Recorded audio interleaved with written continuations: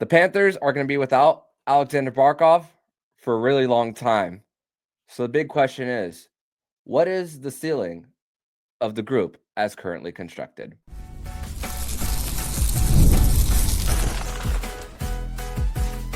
You're Locked On Panthers, your daily podcast on the Florida Panthers. Part of the Locked On Podcast Network, your team every day. And welcome into this Monday, September 29th edition of the Locked On Florida Panthers podcast, part of the Locked On Podcast Network, where it is your team every day. Thank you for making the Locked On Florida Panthers podcast your first listen of the day.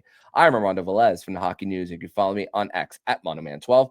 That is Jordan McPherson. You can follow him on X at J_McPherson1126, who covers the Florida Panthers and the Miami Hurricanes for the Miami Herald. Shout out to the everydayers who come back here and get your daily Florida Panthers fix. Today's episode is brought to you by FanDuel. Download the FanDuel app right now by visiting FanDuel.com to win $300 in bonus bets if your first bet wins. And you could do that all on FanDuel. So, Panther fans, grateful to be back here once again on another edition of the show to discuss everything in the world of the Florida Panthers, whether it's good times, whether it's bad. And Panther fans have seen better days with the news of Aleksander Barkov, and the official timeline for his recovery is 7 to 9 months of recovery, which today we are going to discuss that, how the group is feeling about it. We're going to discuss in segment number 2 the lines and where his loss will be impacted the most. And then segment number 3, we are going to discuss the cap and what will the Panthers make a move, and if so, when. So first of all, Jordan, welcome to the show. Under the circumstances that the Panthers are in, with already without Aleksander Barkov and Matthew Tkachuk, without Matthew Tkachuk and Tomas Nosek, and then adding on Aleksander Barkov to this. So I just want to get your reaction to when you went to practice the other day, when it happened, and then when we heard the official announcement from the team. Yeah, so that was just a rough moment just to watch that. I didn't see him actually go down live. I was looking down the other sheet of ice, and as the guy started to move from one sheet to the other, I look over, I see a guy in a white jersey down. And I think, okay, that's one of 6 guys. No matter what, it's not good. And then I see it's Barkov. I'm just thinking, okay, maybe just got the wind knocked out of him, give him a minute, see him get up. And then 2 people put him over their shoulders, and he puts 0 weight on that right leg. As soon as I saw that, and knowing just how tough the guy Barkov is, and knowing just how much he'll fight through anything, even just getting off the ice for an injury, for him to put 0 weight on that leg, I knew it wasn't good. And then when the Panthers confirmed everything the next day, goes into surgery, tore both the ACL and the MCL in his right knee. It's devastating to hear. There's no other way to say it, especially since it was the first full practice of training camp. It was the first day that all the vets were on the ice, and you're 15 minutes into that first practice, and your captain goes down, one of the best players in the National Hockey League, the best two-way center out there. And for them to see him go down in that fashion on a non-contact drill, it's rough, tough. Just there's no real good way to try to sugarcoat how tough this loss is going to be. Yeah, and you think about 314 games that this team has played over the last 3 years, and then you think of even in the 2024 Stanley Cup Final, where Barkov gets hit by Leon Draisaitl, he comes back the next game. Round 1 in 2025, where he gets hit by Brandon Hagel from the blind side, and then he still comes back. But I mean, you're talking about ligaments in your knees. That's a little bit harder to come back from. And Barkov, they did say that his surgery was successful by Dr. John Uribe of Baptist Doctors Hospital, which is the same surgeon that did our friend David Dwork's ACL. Mm-hmm. So David Dwork is very familiar with the situation. But this stinks for Aleksander Barkov, not only for the Florida Panthers and their quest to try to three-peat, which I'll get a little bit of that later in this segment, but just the fact that the NHL players are going back to the Olympics this year. Barkov participated in them in 2014, even though he was a second-year player. He even got hurt there. And the fact that he's in his prime, this is probably the best we're going to see out of Aleksander Barkov in his late 20s. and the fact that he's going to miss that opportunity to go, and he is the face of Finnish hockey. This is also a blow for Finland's chances at a medal. Yeah, no doubt. And again, he was the captain during Four Nations. He was almost assured to be captain again this time around come February.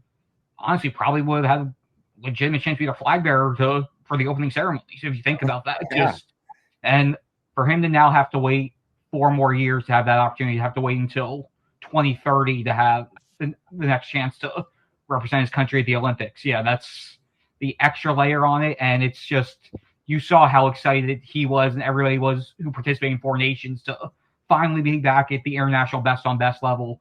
You saw, I mean, just look at the Panthers room. They have, 7, 8 guys who participate in the Four Nations. They're going to have a lot more going for the Olympics when you add in the other countries, guys like Uvis Balinskis and Latvia getting the chance to go in there as well. And you just saw how excited they were to be able to represent their country, represent their flag.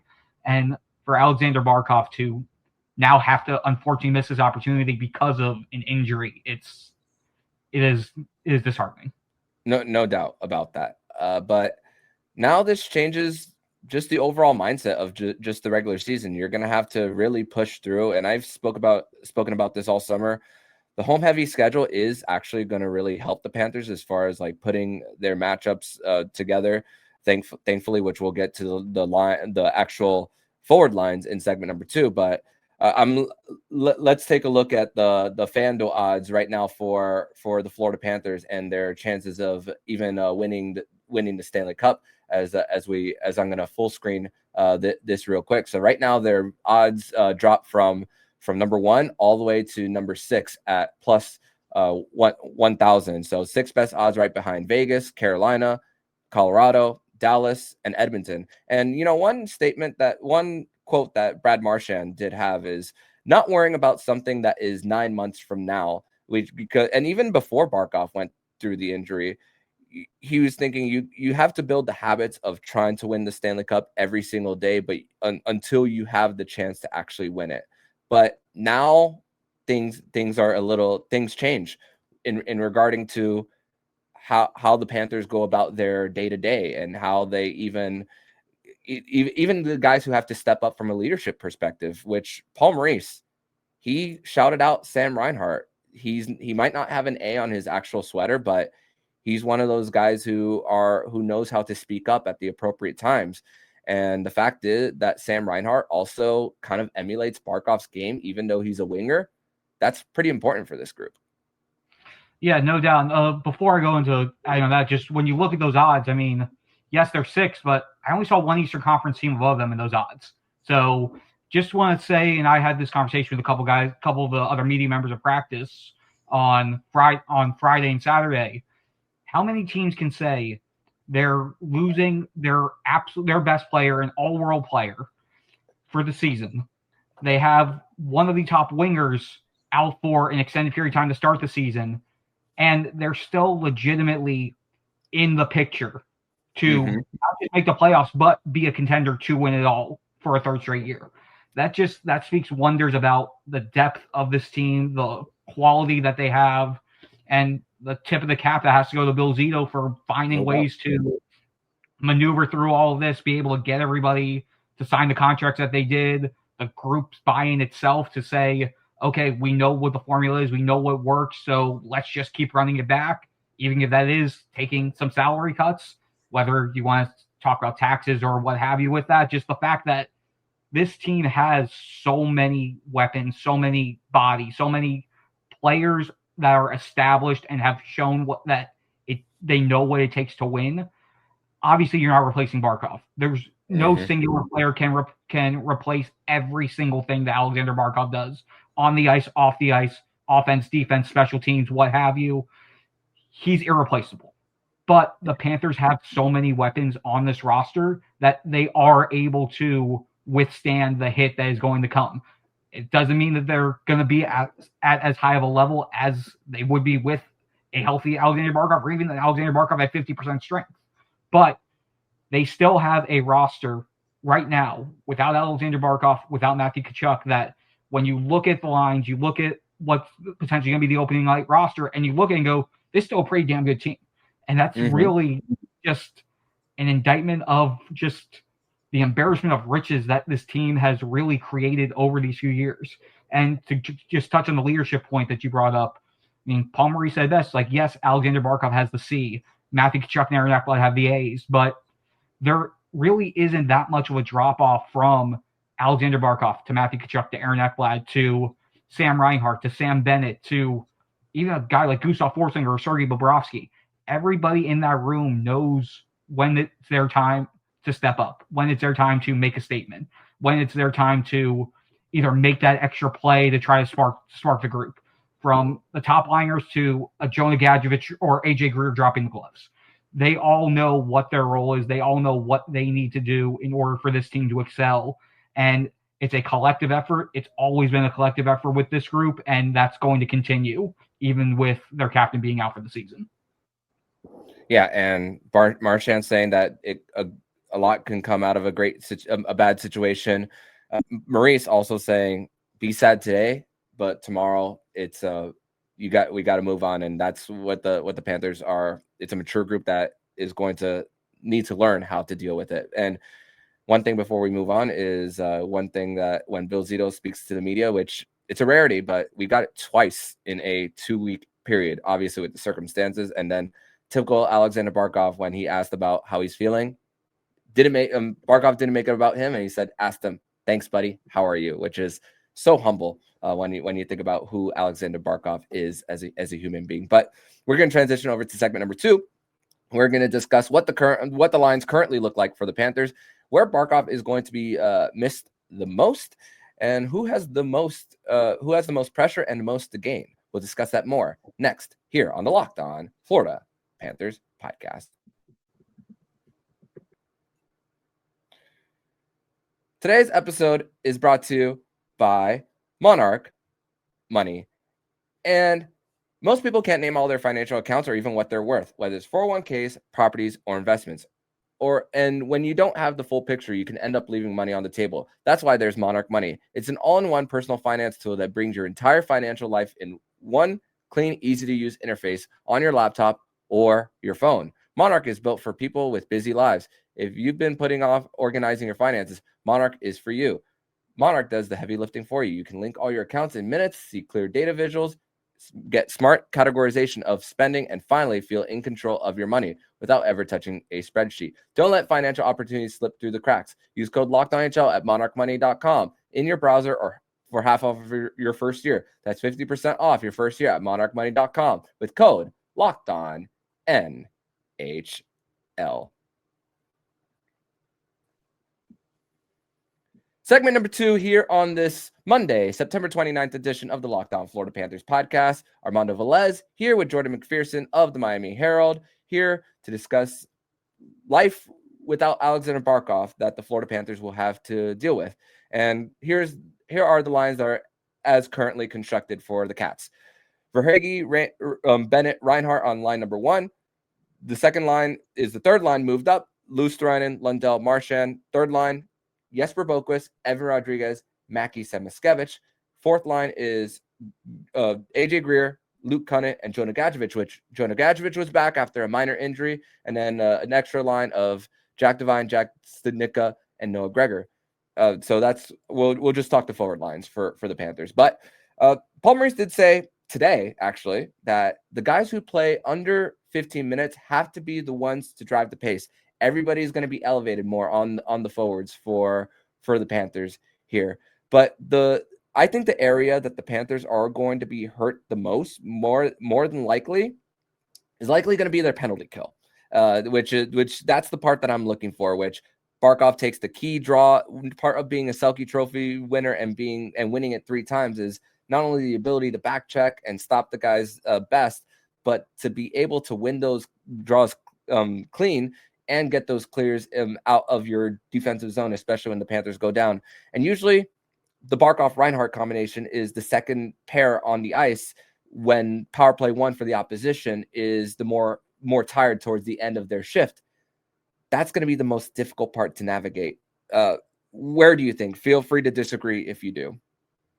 No, I agree with that. And we also have to factor in the fact that Tomas Nosek isn't there as well, because remember, that top group on the PK for the forwards was Tomas Nosek and Eetu Luostarinen. So now not only do you not have Barkov, you also don't have Tomas Nosek. So you have a piece missing from each of your top two PK forward lines from last season. Now, they do have some guys who can replace him. Obviously, you have Eetu Luostarinen, you have Sam Reinhart. Lundell and Marchand were essentially their third group during the playoffs. Yep. So you can see how they figure out the different combinations, different permutations.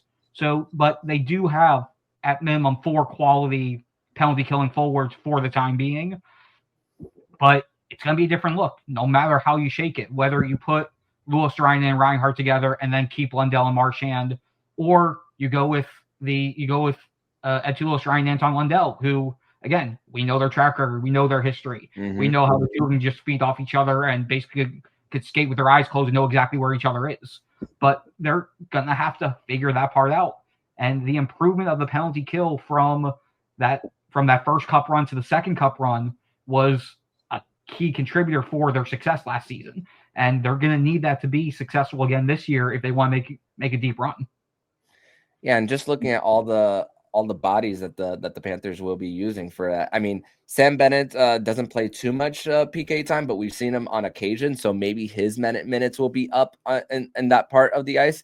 And like you said, that's also the great addition of Brad Marchand when it came to the trade deadline last year, and then carrying it over. The fact that he can play on that side of the ice as well, which is extremely helpful for the Cats in this time of trying to figure things out for the Panthers. And let's go on the other side of things for the Panthers on the power play. No Matthew Tkachuk to set up from behind the goal line to the bumper position for Sam Reinhart. Is Anton Lundell is going to be on power play 1. So also the question is, will Sam Reinhart be taking the draws both on the left and the right side? He's usually when the Panthers have been on the right side of the ice, usually it's Sam Reinhart taking that draw. So does he go both on both sides of the ice, or with Anton Lundell going up 1, does he take the key draw for when the Panthers are on the power play? So that's also another thing that the Panthers will also have to navigate. Well, I mean, let me just stop here. Are we sure that Lundell, I mean, when Barkov got hurt within this time, Sam Bennett moved up. So you could easily do a power play unit of Reinhart, Bennett, Verhaeghe, Seth Jones, and then for your shot on the left side, either Aaron Ekblad or Mackie Samoskevich. Don't forget about Mackie. Remember, Mackie was getting a lot of time on power play 1. And that way you keep Lundell on power play 2. And this way you have your center's positions, because you have your center position for that second group. So the Panthers haven't really done too many special team drills yet, but I would imagine that, again, at minimum on power play 1, you have Reinhart, Bennett, Verhaeghe, and Jones.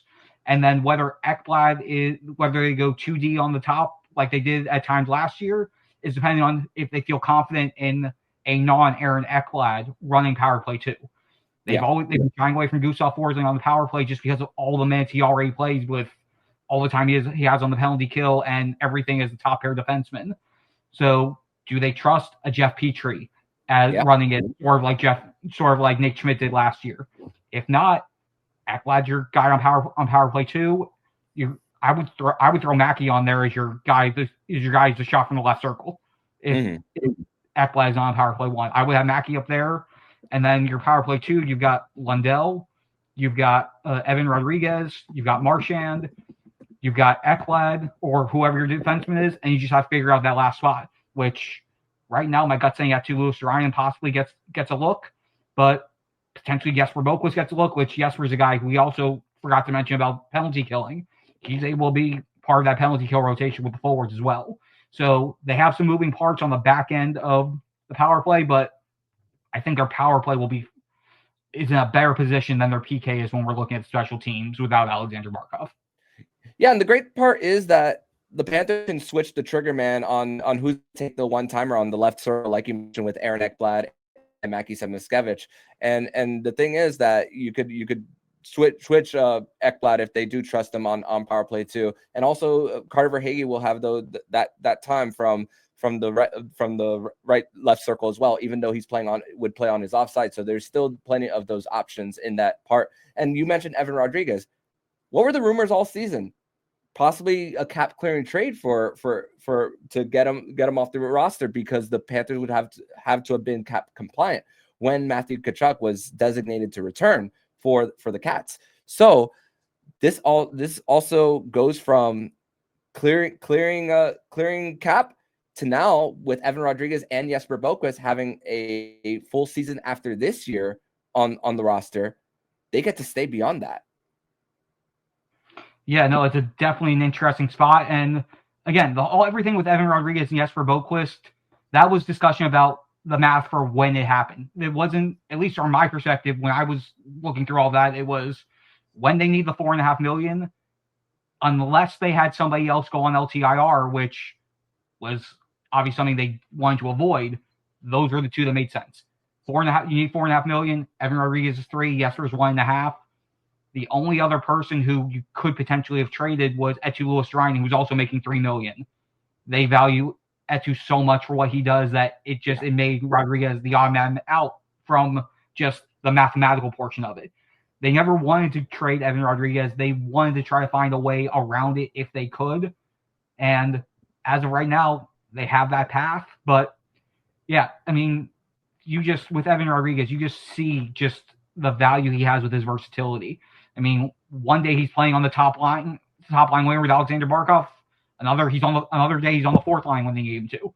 You can plug him in any portion of the lineup. Top line, second line, third line, fourth line, either wing, center, like he's doing right now, and you just plug him in and he goes. And that's immensely valuable for a team. And his versatility may be their saving grace throughout this early portion while they're trying to figure things out, just because if they feel like two lines are working and the other two aren't, okay, Evan, let's move Evan Rodriguez here, move this person here and see what works. And he is one of those guys who, you just rotate him around when you want to just try to jumpstart other things, and he'll make it work. And he's shown that over the last 2 years, and that's going to help them immensely as they move forward. Yeah, and now currently playing third line center, which this is a trial period currently for Evan Rodriguez, even though he was playing center, especially during the 2024 Stanley Cup playoffs when Sam Bennett took the shot off the wrist and missed a little bit of time. So Evan Rodriguez was taking the key draws for the Panthers for a good portion of the first Stanley Cup run. But we're going to transition to segment number 3, where we're going to look at what is the best course of action for the Panthers. Should they make an immediate move, or should they wait? We're going to discuss that more next here on the Locked On Florida Panthers podcast. Today's episode is brought to you by FanDuel. And the NFL season is here, and FanDuel has an offer you don't want to miss. Right now, new customers can bet just $5 and get $300 in bonus bets if you win. That's right. Pick a bet and put down $5, and if it hits, you'll unlock $300 in bonus bets to use across the app. It makes watching football even more exciting when you got a little something riding on the action. Whether you're a casual fan or love diving into stats, FanDuel makes the game day experience so much better. What are you waiting for? Visit FanDuel.com to download the FanDuel app today to get started. Once again, you can do that all on FanDuel.com.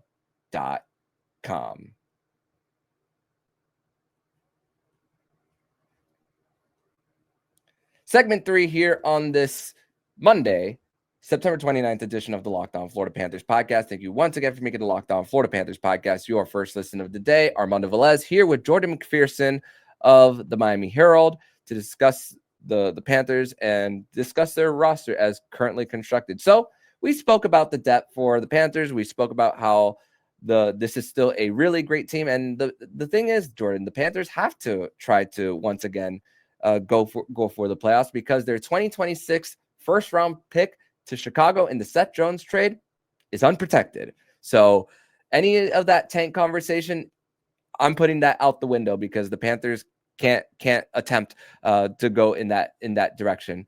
But the Panthers don't have a lot of assets. Their next first round pick is in 2028. Their conditional second round pick upgraded to a first in 2027 with the Brad Marchand trade.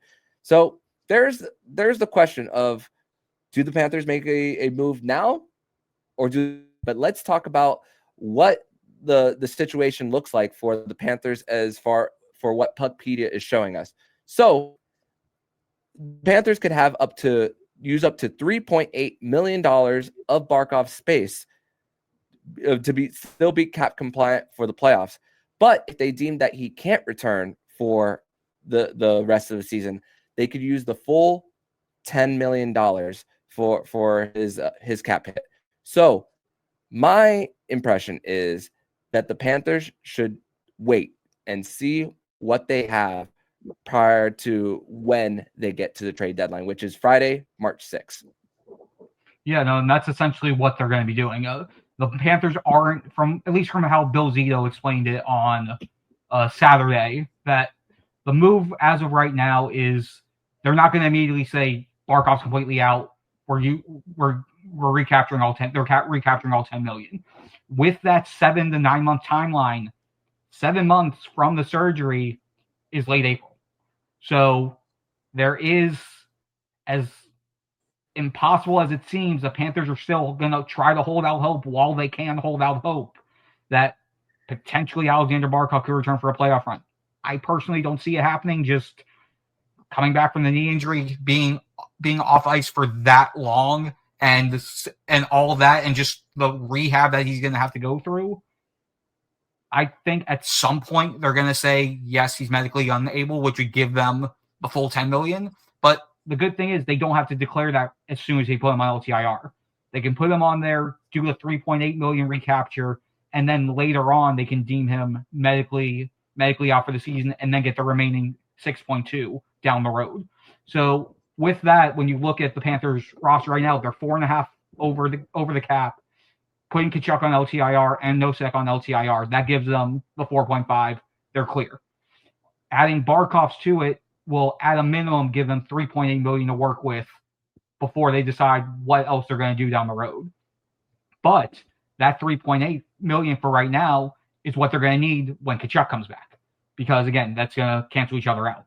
So if they want to make other moves, they're going to have to basically declare Barkov out for the year and then use that 6.2 down the road. So again, right now they really don't have much to work with unless they fully rule Barkov out, because that money that they're getting from Barkov, they have to hold off for when Matthew Tkachuk returns. So they're still in they're still in that salary cap bind until they formally make a decision about getting to Barkov.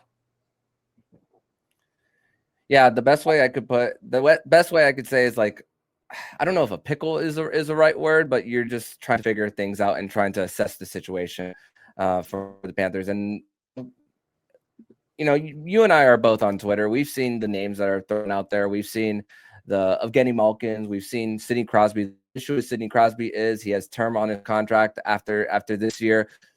Evgeny Malkin will be more fit under the Panthers this year. The Panthers do want to add him. Kyle Dubas, what to do right by his superstars cups for the organization. I'm not going to be that quick to Evgeny Malkin will be traded to the Florida Panthers to fill that void of Aleksander Barkov. Yeah, no, I'm at the point where anything that comes with these rumors and whatnot, especially since we don't know what's going to happen, there's still so much uncertainty, and again, there's so much time that's going to go on between now and the trade deadline in March. Just everything at this point when it comes to the big name superstars or the potential game changers that could move at the trade deadline, there's so much that's going to go on between now and the trade deadline. So everything is just going to be speculation, people trying to move the needles. Would a move like Evgeny Malkin move the needle? Yes, it would. The Sidney Crosby rumors, those are going to be swirling all season, just because that's just the nature of how everything's been going with Sidney Crosby since the offseason. Just like all the talk about Connor McDavid's going to be going on throughout the entire season as he goes into his final year of his deal. There's just going to be so many names, so many things, and a lot of times it's just going to be noise until we get right up to the buzzer. So there are going to be names, there are going to be speculation, there's going to be rumors, but nothing imminent. It doesn't feel like anything of that major of a caliber is going to be imminent anytime soon. Again, the Panthers still have to fully decide that they're going to rule Barkov out for the season before they can even think about doing that stuff. Are they doing the research? Obviously, that's Bill Zito's job. He wouldn't be where he is and doing what he's done with this franchise if he wasn't looking at all the different possibilities that happen between now and March. Are they gonna pull the trigger on anything right now? I don't see that happening. Mm-mm.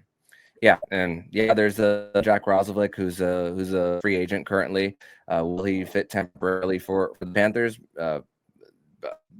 That's what the Panthers can try to assess, but again, you still want to see how the recovery goes for Aleksander Barkov. So we will actually, after all that, the Panthers still do have a few preseason games left. They will be playing tonight at home against the Carolina Hurricanes, which the fans and us media members will be able to see the new scoreboard for the Panthers. The plan is to mix in some vets with the youngsters, but mostly youngsters in Orlando, and then mostly veterans on Thursday and Saturday when the Florida Panthers do take on the Tampa Bay Lightning in Amalie Arena not Amalie Arena, that the new name on Tampa's arena on Thursday, and then Saturday from Emirates Bank Arena, right? And then we're on to the regular season, Jordan. But Jordan, I want to thank you so much for joining me on today's edition of the Locked On Florida Panthers podcast. Tell everybody where they can follow you and your work online, my friend.